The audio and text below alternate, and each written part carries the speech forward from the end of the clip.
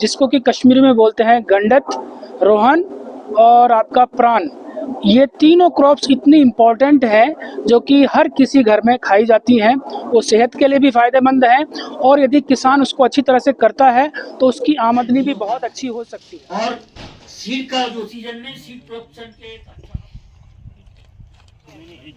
सबसे पहले सबसे सटीक देखते रहिए सच न्यूज, आईना सच का। सच न्यूज, आईना सच का, सिर्फ सच से करवाए रूबरू।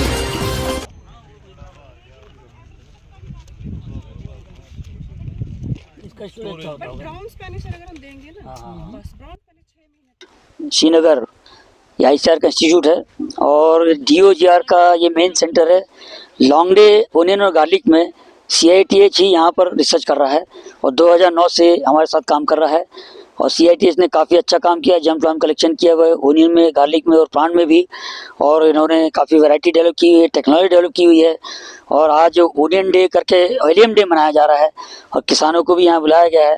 इस प्रकार का कार्यक्रम बहुत अच्छा है जिससे कि किसानों को टेक्नोलॉजी के बारे में, वैरायटी के बारे में और कैसे प्रोडक्शन हो रहा है ये जानकारी होगी, तो इससे किसानों का ज़रूर फ़ायदा होगा और किसान यहाँ जुड़े रहेंगे। और देख के किसान देख के फसल देख के काफ़ी खुश हुए।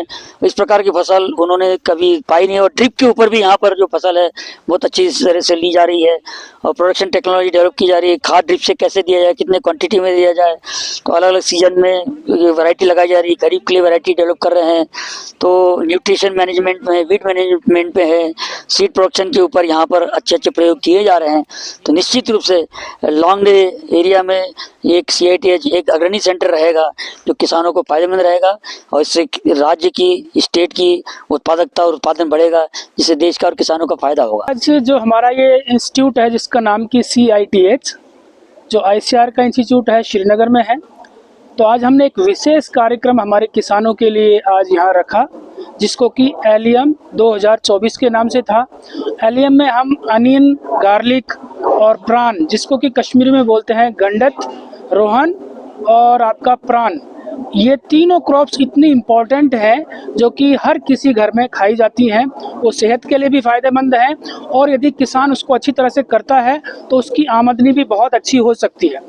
तो इसके संबंध में आज हमने हमारे जो DOGR के जो निदेशक हैं, डायरेक्टर हैं, उनको पुणे से हमने बुलाया क्योंकि पूरे हिंदुस्तान का ये 3 फसलों के बारे में वो देखते हैं कि हमें किस तरह से आगे बढ़ना चाहिए।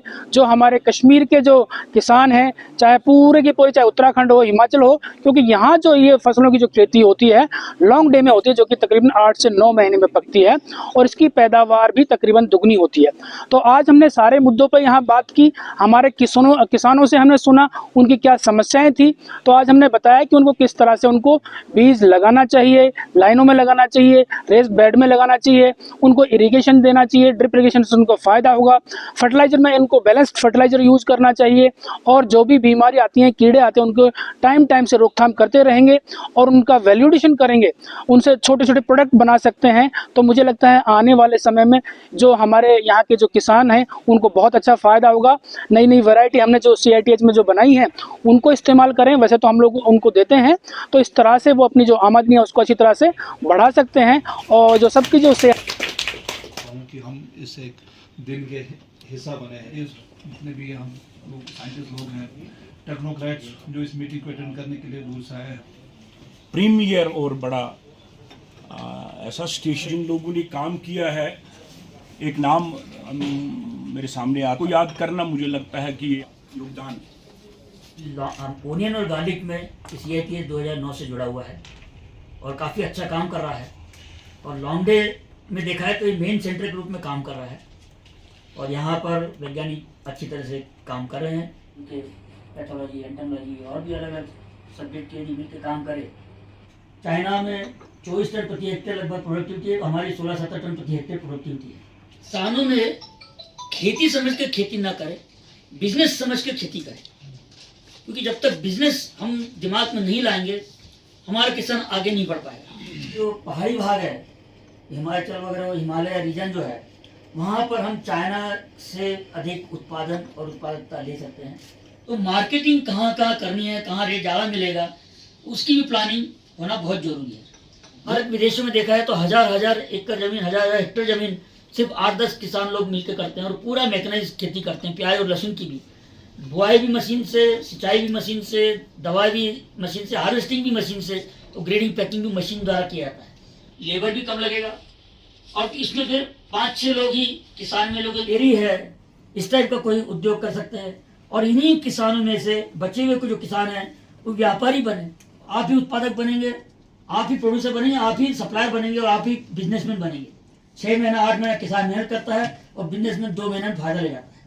मैं किसान भाइयों से कहूँगा कि आपके कृषि विज्ञान केंद्र है या CITH है या सुकास्ट है, जो भी या स्टेट डिपार्टमेंट के जो भी विभाग है, अब साल में कम से कम 2 उसके कारण हम दोष देने लग गए कि रासायनिक खाद के कारण हमारी जमीन खराब होने लगी है। और रासायनिक खाद के खराब कारण नहीं हुई जमीन खराब, और ड्रिप के ऊपर भी यहाँ CITH ने भी काम किया हुआ है। तो ये टेक्नोलॉजी ब्लॉक हो, जो भी रिकमेंड टेक्नोलॉजी है, तो किसानों को यहाँ पर नहीं हो पाता है। और सीड का जो सीजन में सीड प्रोडक्शन के एक अच्छा हब बन सकता है।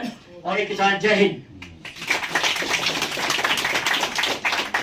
लहसुन जो कर रहे हैं उसमें कोई समस्या आ रही है, जैसे अभी आपको डॉक्टर साहब ने बहुत सारी चीज़ से उसको स्प्रे करना है और जो स्ट्रक्चर्स के बारे में बात की उसके बारे में तो हम देखेंगे, लेकिन उन सारी चीज़ों को यदि आप लोगों को किसी तरह की ज़रूरत हो और हम जो काम कर रहे हैं उसको आप किसी तरह से आप अपने फील्ड पे लेके जा सकते हो और आपकी जो पैदावार है और उसको अच्छा कर सकते हो। और बल्कि यही मैसेज है कि किसान जो है बिजनेस के रूप में खेती करे और रिसर्च ऑर्गेनाइजेशंस का विजिट करें और वहाँ पर जो भी आधुनिक टेक्नोलॉजी डेवलप की जा रही है उसको अधिक से अधिक मात्रा में अपने खेतों में उपयोग में लाए और किसान खुद अवडप करे और अपने किसान दूसरे भाइयों को भी वो ट्रेनर के रूप में काम करे, जिससे सभी किसानों का ये फायदा हो।